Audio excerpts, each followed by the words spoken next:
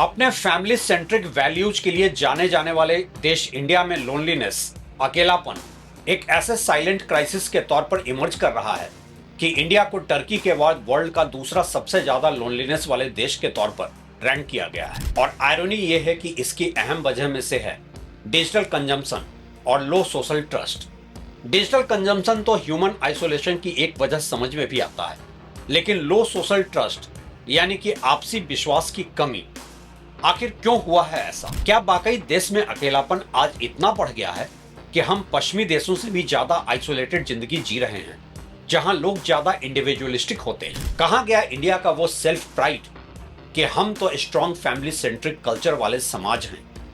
हमारा एक बहुत बड़ा सोशल कैपिटल यानी कि सामाजिक पूंजी है। और कितना जिम्मेदार है देश में बढ़ता कॉस्ट ऑफ लिविंग क्राइसिस आज की लोनलीनेस के लिए? समस्या कितनी आर्थिक है और कितनी सामाजिक, और कहां लेकर जाएगा देश को आम इंडियंस के बीच ये बढ़ता अकेलापन, डिप्रेशन, एंजाइटी, उदासीनता, तनाव, मेंटल हेल्थ की बढ़ती रियलिटी के बीच क्या है हकीकत एक आम भारतीय जिंदगी की?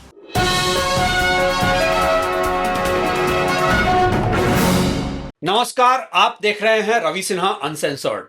भारत दुनिया का दूसरा सबसे लोनली देश क्यों बन रहा है? घर भरे हुए हैं लेकिन दिल खाली क्यों है? कंफर्ट के सामान के मामले में तो आज का इंडिया पिछले 2-3 दशक से बहुत ही आगे दिखता है। एक नजर देखने से वेल्थ क्रिएशन भी ज्यादा दिखती है और लाइफस्टाइल के चॉइसेस भी। मॉल्स हैं, मल्टीप्लेक्स हैं, नाइट लाइफ पार्टीज हैं और डिजिटल एंटरटेनमेंट के ऑप्शंस हैं। फिर ये अकेलापन क्यों? और वो भी ऐसे देश में जहां एक तरफ भीड़ ही भीड़ है। 150 करोड़ के आसपास पहुंच चुके लोगों का देश है ये। लेकिन शायद अकेलापन भीड़ में ही ज्यादा है, या शायद भीड़ और तन्हाई तो इंसान के अंदर होती है। एक मेंटल और इमोशनल इशू है ये। सबसे पहले एक अजीब विरोधाभास समझिए। भारत वो देश है जहां परिवारों में लोग साथ रहते हैं, शादियां अभी भी सामाजिक संस्था का केंद्र हैं, त्योहार सामूहिक रूप से मनाए जाते हैं और आस पड़ोस की संस्कृति कभी बहुत मजबूत हुआ करती थी। फिर भी एक रिसेंट स्टडी के अनुसार भारत दुनिया का दूसरा सबसे लोनली देश बताया गया है। रिपोर्ट में लगभग 58% भारतीयों ने लोनलीनेस महसूस करने की बात कही। सवाल है, अगर हमारे पास परिवार है, रिश्तेदार हैं, सोशल मीडिया है, व्हाट्सएप ग्रुप हैं, तो फिर अकेलापन कहां से आ रहा है? शायद समस्या ये नहीं कि हमारे आसपास लोग नहीं हैं, समस्या ये है कि हमारे आसपास अपने लोग कम होते जा रहे हैं। भारत में लोनलीनेस का मतलब पश्चिम जैसा नहीं है। अमेरिका में लोनलीनेस का मतलब अक्सर फिजिकल आइसोलेशन होता है, व्यक्ति अकेले घर में रहता है। भारत में मामला अलग है। यहां अक्सर आदमी अकेला नहीं होता, वो अपने परिवार के बीच भी अकेला महसूस कर सकता है और यह ज्यादा खतरनाक होता है। यही कारण है कि रिपोर्ट में कहा गया है कि भारत में लोनलीनेस मुख्य रूप से इमोशनल लोनलीनेस है, फिजिकल लोनलीनेस नहीं। कल्पना कीजिए, एक व्यक्ति माता पिता के साथ रहता है, पत्नी है, बच्चे हैं, ऑफिस में सहकर्मी हैं, लेकिन उसके पास ऐसा कोई नहीं है जिसके सामने वो अपने डर, असफलता, चिंता या कमजोरी रख सके। यहीं से इमोशनल लोनलीनेस पैदा होती है। आर्थिक दबाव ने रिश्तों की गुणवत्ता कम कर दी। 1990 के दशक का भारत और 2026 का भारत बहुत अलग है। पहले नौकरी स्थिर थी, घर सस्ते थे, खर्च कम थे, जीवन की अपेक्षाएं सीमित थी। आज EMI, rent, school fees, medical cost, career competition, job insecurity, हर चीज व्यक्ति के दिमाग पर लगातार दबाव बना रही है। इसका परिणाम, हर कोई सर्वाइवल मोड में है। जब इंसान सर्वाइवल मोड में होता है तो वो रिश्तों में निवेश नहीं करता, वो सिर्फ समस्याएं सुलझाता है। धीरे धीरे रिश्ते इमोशनल सपोर्ट सिस्टम से बदलकर लॉजिस्टिकल सिस्टम बन जाते हैं। शायद भारत में अर्बनाइजेशन की असली कीमत है ये। पहले गांव में क्या होता था? लोग एक दूसरे को जानते थे, मोहल्ला परिवार जैसा था, सामाजिक पहचान थी। वो कोई आइडियल सिस्टम नहीं था, उसके भी अपने प्रॉब्लम्स थे, लेकिन इतना जरूर था कि एक ऐसी सामाजिक पूंजी, सोशल कैपिटल थी जो क्राइसिस में लोग एक दूसरे के लिए खड़े दिखते थे। अब शहर में एक ही अपार्टमेंट में 500 या 5000 परिवार रहते हैं, लेकिन पड़ोसी का नाम नहीं पता। किसी के घर जाना असामान्य लगता है, बातचीत लिफ्ट तक सीमित है या वहां तक भी नहीं। अपार्टमेंट लाइफ में क्या कुछ नहीं बदला है? बहुत लोग मानते हैं कि हाई राइज अपार्टमेंट आधुनिक जीवन का प्रतीक है, लेकिन सामाजिक दृष्टि से देखें तो वे वर्टिकल विलेज नहीं बन पाए हैं, वे स्टैक्ड स्ट्रेंजर्स बन गए हैं। यानी कि एक ही बिल्डिंग में सैकड़ों लोग, लेकिन कोई किसी को नहीं जानता। सोशल कैपिटल की जगह अब अपार्टमेंट में केवल रियल एस्टेट कैपिटल है। डिजिटल दुनिया ने बातचीत की जगह ले ली है। रिपोर्ट का सबसे महत्वपूर्ण निष्कर्ष था, people are watching more and talking less. यह वाक्य शायद पूरे संकट का सार है। पहले दोस्त बात करते थे, चाय पर मिलते थे, बहस करते थे। अब रील्स देखते हैं, शॉर्ट्स देखते हैं, नेटफ्लिक्स देखते हैं, यूट्यूब देखते हैं। हम कनेक्टेड ज्यादा हैं लेकिन अटैच्ड कम हैं। सोशल मीडिया का भ्रम भी एक रियलिटी है। इंस्टाग्राम पर हजारों फॉलोअर्स, सैकड़ों लाइक्स, लेकिन रात को 2 बजे संकट आने पर फोन किसे करेंगे? यही लोनलीनेस का असली टेस्ट है।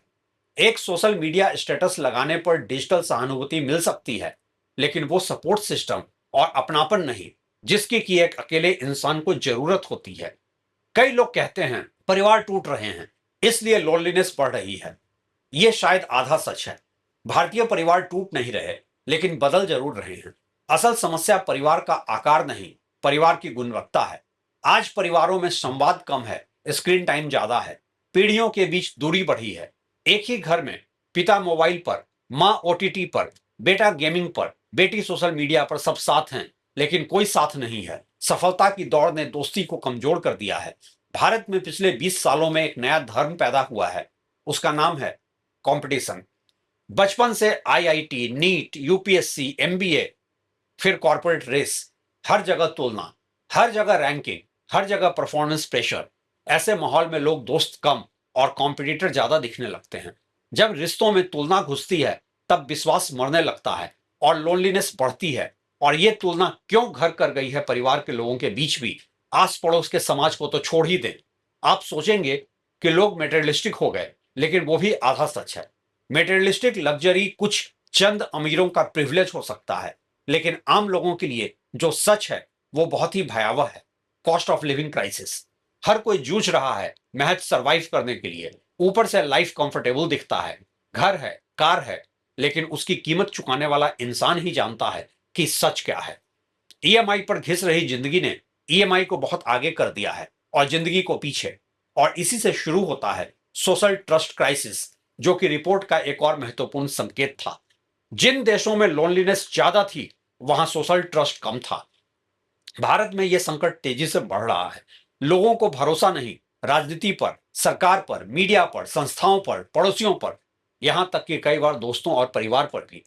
जब भरोसा कम होता है तो लोग खुद को सुरक्षित रखने के लिए इमोशनल वॉल्स बना लेते हैं। ये वॉल्स सुरक्षा तो देती हैं, लेकिन कनेक्शन भी खत्म कर देती हैं। आप अपने अकेलेपन को अपना सेफ्टी वॉल बना लेते हैं। युवा पीढ़ी का अकेलापन और भी ज्यादा खतरनाक है।